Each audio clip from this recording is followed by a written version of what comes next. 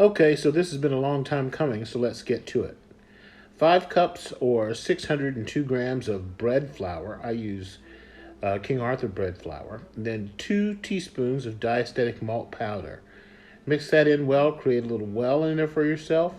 And then we're going to add 1 3/4 cups or 397 grams of lukewarm water. And we're going to mix that until there's no more loose flour. I haven't forgotten about our starter. I haven't forgotten about our salt, but we're working towards an auto lease here, and I'll explain that as we get to it. So mix, mix, mix with my little Dutch whisk, and then eventually that's going to break or, give in. So you got to put your hands in. And this is a great way to tell whether or not you've got all of the flour and water incorporated well together. So you're not trying to create any gluten here. You're just trying to make sure there's no loose flour left on anything. Just making sure it's hydrated. And it's almost ready.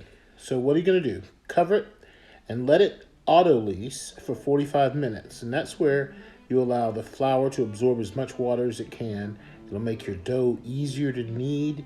It'll make the whole job easier for you. Now the fun part. We're going to add 1 cup or 227 grams of a fed mature sourdough starter that has passed the float test. You don't remember what the float test is? Here's the float test.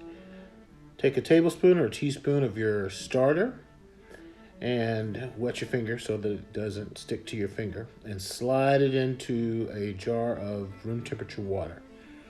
If it floats like this, it's got enough CO2 to leaven your bread. From time to time, you'll see it float and then sink. I like to give it an extra hour or so. So now that you know you've got a strong starter, add your starter to your recipe, 1 cup or 227 grams. And then we're going to add 18 grams or 1 tablespoon of salt. I use flaky sea salt. And then I take my fingers and I punch little holes in it to help the salt get incorporated, help the salt with mixing with the starter and moving all of that stuff around.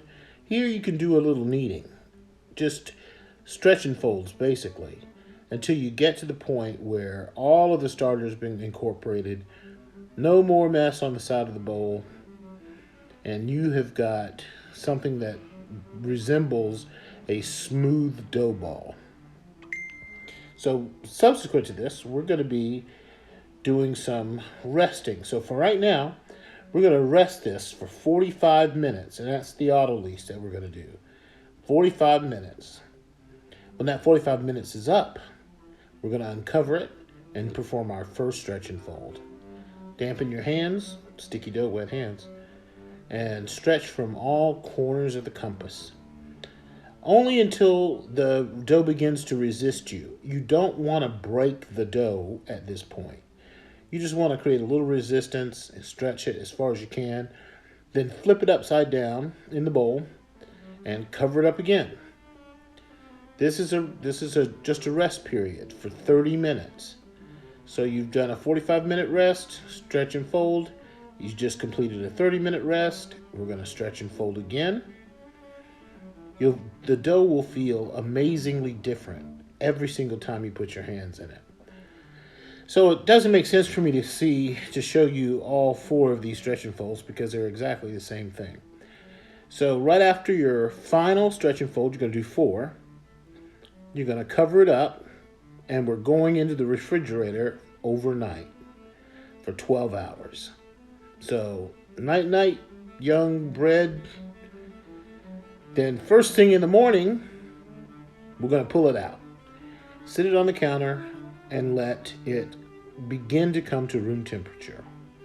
Now, if you're like me and you didn't spray your nonstick, your saran wrap like I did, then you're going to do this. You're going to peel it away. You don't want to pull it away because if you do, you'll tear your dough. And we don't want to tear our dough. We just want to pull it away. Then we're going to put down just enough flour to just so that it doesn't stick. And I like to run some around the inside of the bowl so that when I open it up with the bowl scraper, I'm trying not to deflate this flour. I'm going around with the bowl scraper and some flour falls down, making this process a lot easier. You want it to come out of the container naturally, particularly if you sprayed it properly initially. You want it to come out of the container naturally. This aspect of the bake is called dividing. We know now how many we want to get out of this, so we divide it. And here I eyeballed it. Better way to do it is with a scale. Measure the whole thing and then cut it in half. You have two exact same size pieces. So I'm going to use a method here that was invented by Tartine Bakery. And so you make it a little like an envelope. Fold the top down and tuck just like you're tucking an infant. I'll show you that one more time. So on the bottom, this is a pre-shape now. This is not a final shaping. So we make it a little bigger on the bottom, fold it in up 2/3, fold it over onto itself, and then from the top down, and then stretch and tuck it together. Then roll until you have a semi-ball. Now this is where I try and get the dough to understand what it is I want it to be and for it to begin to conform to that. It's a little communication thing we do. So now we're right ready for our final shaping. I'm going to put a little flour on the top because on the outside it's not going to matter. I'm not getting any flour into the bread. And here we're going to just pull the edges, form it into a circle, creating some tension on the outside, and then rolling the dough and pulling it towards you to create tension along the surface.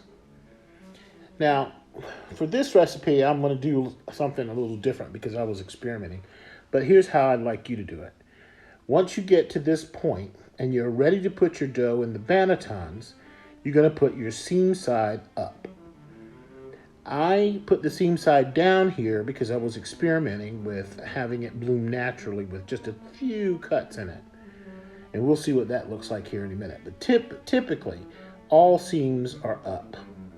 So these are now going to rest and go into the oven after they're proofed. Are you ready to see what they look like? Let's see what they look like. Boom! That is a natural blooming of a loaf of bread. That's nice. All that color, some caramelization, the design from the banneton. A member of ours had some very successful bakes, and she shared her pictures with us. So if you'd like to bake with us, join Henry's Bread Kitchen and Baking Great Bread at Home every Saturday morning from 11 to 12, and we'll get you on the journey.